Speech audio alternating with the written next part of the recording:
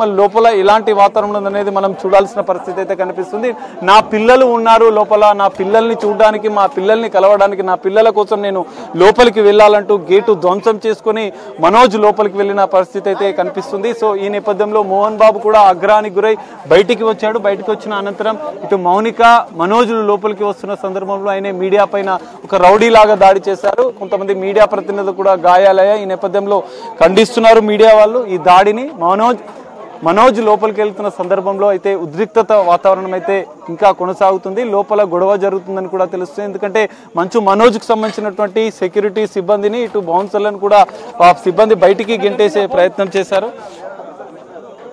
So లోపలైతే ఇంకా మనోజ్, మౌనికలు లోపలే ఉన్నారు. సో ఈ నేపథ్యంలో ఇంకా నెక్స్ట్ ఏం జరుగుతుంది అనేది కొంత ఉత్కంఠ వాతావరణం అయితే ఇక్కడ నెలకొన్న పరిస్థితి అయితే కనిపిస్తుంది.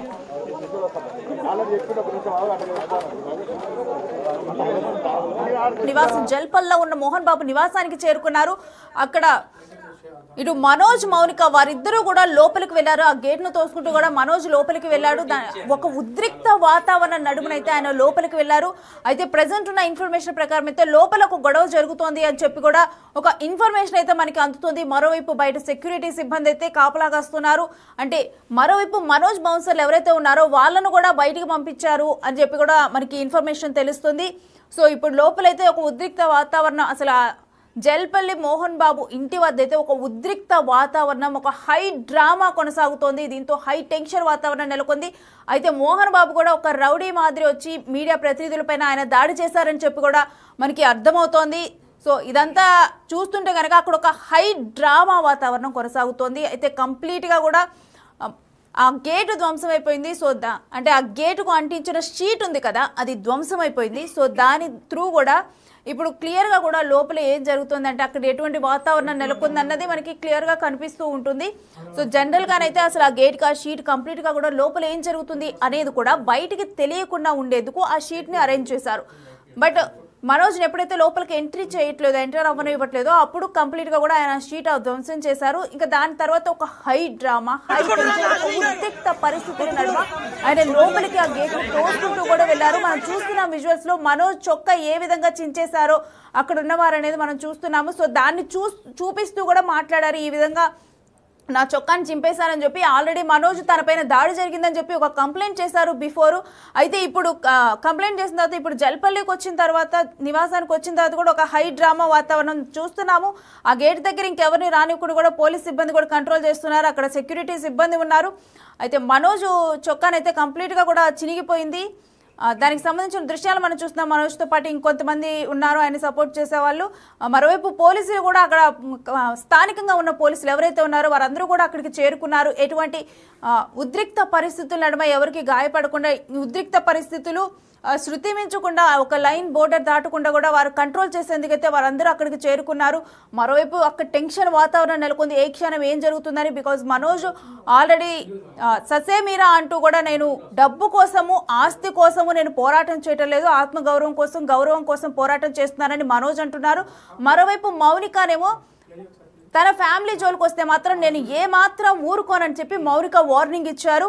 సో వీటన్నిటి నడుమ ఇప్పుడు వీళ్ళు మౌనిక, మనోజ్ వీరిద్దరూ కూడా లోపల ఉన్నారు. అయితే మనోజ్ వస్తున్నప్పుడు మనం చూస్తున్నాము. ఆ విజువల్స్ని, ఎక్స్క్లూజివ్ విజువల్స్ని మనం స్టాప్ చేసి ఫ్రీజ్ చేసి చూపిస్తున్నాము. సో మనోజ్ షర్ట్ ఏ విధంగా చినిగిపోయింది, బటన్స్ అన్నీ కూడా వెళ్ళిపోయాయి, అతని షర్ట్ చినిగిపోయింది. సో దానికి సంబంధించి పక్కన వాళ్ళకి కూడా ఆయన చెప్తూ ఉన్నారు. అంటే ఏ విధంగా, ఏ ఉద్రిక్త పరిస్థితులు, ఏ విధంగా దాడి జరిగిందంటే సెక్యూరిటీ కూడా ఎంత కంట్రోల్ చేసే ప్రయత్నం చేశారు, ఆయన షర్ట్ కూడా అంత చినిగిపోయిందంటే ఎంత ప్రతిఘటించే ప్రయత్నం చేశారు మనోజ్ అనేది కూడా మనకి అర్థమవుతుంది. ఆయన క్లియర్గా కూడా మనకి అర్థమవుతుంది. ఆయన మాట్లాడుతూ కూడా ముందుకు వస్తున్నారు. దానికి సంబంధించిన దృశ్యాలు మనం చూస్తున్నాం బిగ్ టీవీ ఎక్స్క్లూజివ్ విజువల్స్లో. చూడండి నా షర్ట్ ఏ విధంగా చినిగిపోయింది అని చెప్పి ఆయన హ్యాండ్తో పాయింట్ అవుట్ చేస్తున్నారు. సో పోలీసులకి ఆయన చెప్తున్నారు ఏ విధంగా అంటే, ఆల్రెడీ మౌనిక అన్నారు ఏకపక్షంగా వ్యవహరిస్తున్నారు పోలీసులు, ఈ వ్యవహారంలో ప్రైవేట్ కంప్లైంట్ ఫైల్ చేస్తారని. సో ఇప్పుడు కూడా మనోజ్ చూడండి నా మీదే దాడి జరిగింది, ఏ విధంగా నా షర్ట్ కూడా చినిగిపోయిందో అని చెప్పి పోలీసులకు చూపిస్తూ వెనకాల ఉన్న సెక్యూరిటీ సిబ్బంది వైపు కూడా ఆయన చేయి చూపిస్తున్నారు. ఆ పాయింట్ అవుట్ చేస్తున్న దృశ్యాలు మనం చూస్తున్నాము. అటు ఇద్దరు పోలీసులు కూడా మనోజ్ వెనకే ముందులకు వస్తున్నారు. సో అటువంటి టైంలో మనోజ్ కూడా ముందరికి వస్తూ తన మీద జరిగిన ఆ దాడిలో తను ఏ విధంగా నష్టపోయాడు, ఏ విధంగా అసలు ఆ షర్ట్ అదంతా చినిగిపోయింది అంటే అక్కడ ఎంత ఉద్రిక్త వాతావరణం నెలకొన్నదనేది దీన్ని బట్టి మనకు అర్థమవుతుంది. ఈ విజువల్స్ని బట్టి క్లియర్గా ఆ విజువల్స్లో మనం చూడొచ్చు. ఆయన లోపలికి ఎంటర్ అవుతున్నప్పుడు ఆయన పరిస్థితి ఏ విధంగా ఉందో, మనం ఆల్రెడీ గేట్ దగ్గర ఆయన పరిస్థితి ఏ విధంగా ఉందనేది చూసాం. అప్పుడు క్లియర్గా కూడా షర్ట్ అంతా బాగానే ఉంది. ఆయన ఆ డోర్ని ఓపెన్ చేసే ప్రయత్నం చేశారు, ఆ గేట్ని ఓపెన్ చేసే ప్రయత్నం చేశారు. గేట్ ఓపెన్ అవ్వకపోయేసరికి దానికి షీట్ ఏదైతే ఉందో ఆ షీట్ని క్లియర్గా కూడా తొలగించి లోపలికి వచ్చేందుకు ఆయన ప్రయత్నించారు. నా మొబైల్ ఫోన్ లోపలే ఉందనుకుంటూ కూడా ఆ తర్వాత దానికి సంబంధించిన దృశ్యాలు మనం చూస్తున్నాం. ఆయన షర్ట్ అంతా కూడా క్లియర్గా బటన్స్ అన్నీ ఊడిపోయి చినిగిపోయింది. ఇక ఆ తర్వాత పోలీసులకు కూడా చూడండి నా షర్ట్ ఏ విధంగా తయారైందో అని చెప్పి కూడా ఆయన క్లియర్గా పాయింట్అవుట్ చేసి చూపించారు. ఇక మరోవైపు ఇంకెవరు కూడా ఎంటర్ అవ్వకుండా కూడా ఆ గేట్ వద్ద సెక్యూరిటీ సిబ్బంది అయితే చాలా టైట్గా సెక్యూరిటీ సిబ్బందిని ఏర్పాటు చేశారనుకోవచ్చు. అది మరోవైపు చూస్తే అక్కడ స్థానిక పోలీసులు కూడా ఆ ప్రాంతానికి చేరుకున్నారు. ఎటువంటి ఘటనలు జరగకుండా, ఊహించని పరిణామాలు ఏమీ చోటు చేసుకోకుండా అక్కడ కాపలా కాసేందుకైతే వారందరూ కూడా సెక్యూరిటీ సిబ్బంది అక్కడికి వచ్చారు. పోలీసులు కూడా అక్కడికి చేరుకున్నారు. మరోవైపు అయితే ఒక హై టెన్షన్, హై డ్రామా వాతావరణం నెలకొని ఉంది. ఎందుకంటే మోహన్ బాబు ఆల్రెడీ కూడా మనోజ్ వల్ల నాకు ప్రాణహాని ఉందని చెప్పి ఆయన కూడా డీజీపీకి లేఖ రాశారు. మరోవైపు మనోజ్ తనని గాయపరిచారు అని చెప్పి తను కూడా పహాడీ షరీఫ్ దగ్గర పోలీసుల దగ్గర కంప్లైంట్ చేశారు. సో ఇటు మనోజ్ మోహన్ బాబు పైన కంప్లైంట్ చేశారు, మోహన్ బాబు కూడా తనకు ప్రాణహాని ఉందని కంప్లైంట్ చేశారు. వీరందరూ కూడా ఇప్పుడు మౌనిక కూడా ఆల్రెడీ వార్నింగ్ ఇచ్చారు. అంటే మోహన్ బాబు తీరుని అసంతృప్తి వ్యక్తం చేశారు. సో ఇప్పుడు వీళ్ళందరూ కూడా ఒక దగ్గర ఉన్నారు. అయితే ఇదంతా కవర్ చేసేందుకు మీడియా వెళ్ళినప్పుడు కూడా మోహన్ బాబే స్వయంగా బయటకు వచ్చి కూడా మీడియా పైన దాడి చేశారు. ఆ దాడికి సంబంధించిన దృశ్యాలు మనం చూస్తున్నాము. మీడియా మీద ఏ విధంగా చూస్తున్నాము, వాళ్ళందరూ కూడా కింద పడిపోయారు.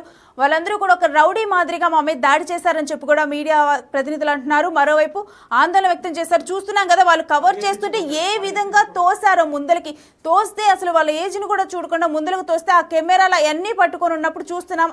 ఒక మనిషి ఒక కెమెరా కిట్ అన్ని బ్యాగ్ క్యారీ చేస్తూ ఒక కెమెరా పట్టుకుంటే ఆ మనిషిని కనీసం లెక్క చేయకుండా ముందరికి ఆ విధంగా తోసి ముందరికి నెట్టారు. దానికి సంబంధించిన విజువల్స్ని మనం చూస్తున్నాము. అసలు అంటే పరిగెత్తించి కొట్టారు మీడియా ప్రతినిధులు. అంత తప్పు ఏం చేశారు అంటే అక్కడ జనరలీ మోహన్ బాబు అనే వాళ్ళు ఒక పబ్లిక్ ఫిగర్, మంచు ఫ్యామిలీ డెఫినెట్గా కూడా ఎప్పుడు మీడియాలో కనిపిస్తూ ఉంటుంది. సో అలాంటి టైం అప్పుడు డెఫినెట్లీ ఇది ఒక పబ్లిక్ ఇంట్రెస్ట్. సో పబ్లిక్ ఇంట్రెస్ట్ని ఎప్పుడు కూడా మీడియా చూపిస్తూ ఉంటుంది. సో ఇలాంటి టైంలో మీడియా ప్రతినిధులపై ఈ విధంగా దారుణంగా దాడి చేయడం అనేది డెఫినెట్గా కూడా జర్నలిస్టు సంఘాలన్నీ కూడా ఆందోళన వ్యక్తం చేస్తున్నాయి. మరోవైపు దీన్ని ప్రతిఘటిస్తున్నారు. వారందరూ కూడా ఈ విధంగా చేయడం అనేది మనం ఆల్రెడీ నిన్న కూడా చూసాము. మీడియా ప్రతినిధులతో కవర్ చేయడానికి కనీసం వాళ్ళ ప్రైవేట్ ప్రాపర్టీలో కూడా ఎంటర్ అవ్వలేదు వాళ్ళు. అటువంటి వాళ్ళపై ఏ విధంగా దాడి చేస్తారో వాళ్ళందరినీ దాడి చేసి వాళ్ళకి ఘాటులు కూడా పడ్డాయి. ఆ తర్వాత వాళ్ళ దగ్గర ఉన్న కిట్లను కూడా వాళ్ళు ధ్వంసం చేశారు. అయితే ధ్వంసం చేసిన తర్వాత ఎవరో ఒక బౌన్సర్లు మాత్రమే కాదు, ఒక 20 మంది మద్యం మత్తులో ఉన్న వ్యక్తులు కూడా వాళ్ళ మీద దాడి చేశారు. దాడి చేసి చివరిగా ఒక వెహికల్లో ఎక్కించి, ఒక కారులో ఎక్కించి, జీబులో ఎక్కించే ప్రయత్నం చేశారు. అటువంటి టైంలో మేము ఏదో ఒక విధంగా తప్పించుకున్నాము అని చెప్పి వాళ్ళు చెప్పారు. సో ఈ రోజు చూస్తే కనుక అదే ప్రవర్తన మోహన్ బాబు రిపీట్ చేశారు.